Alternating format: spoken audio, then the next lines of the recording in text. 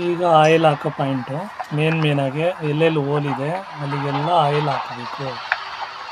ಒಂದು 2 ಡ್ರಾಪ್ಸ್ವರೆಗೆ ಹಾಕೋತಾ ಇರಬೇಕು.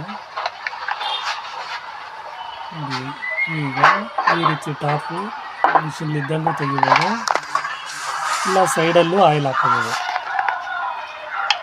ಅಲ್ಲಿಗೆಲ್ಲ ಆಯಿಲ್ ಹಾಕೋಬೋದು ನೋಡಿ. ಆ ರೀತಿ ಡೋರ್ ಸ್ವಲ್ಪ ತೆಗೆದು ಮೇನಾಗಿ ಶಟಲ್ಗೆ ಒಂದು 2-3 ಡ್ರಾಪ್ಸು ದಿನಕ್ಕೆ 2-3 ಸಲ ಹಾಕಬೇಕು.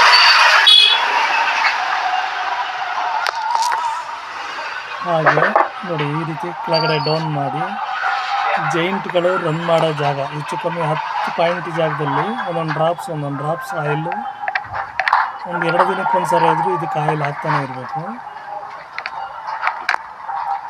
ಸಟಲ್ಗೆ ಮಾತ್ರ ದಿನಕ್ಕೆ 2-3 ಸಲ ಹಾಕಬೇಕು. ಆಯಿಲ್ ಹಾಕಿದಷ್ಟು ದಾರ ಸ್ಟಕ್ ಆಗೋದಿಲ್ಲ ನೋಡಿ, ಈಸಿಯಾಗಿರುತ್ತೆ.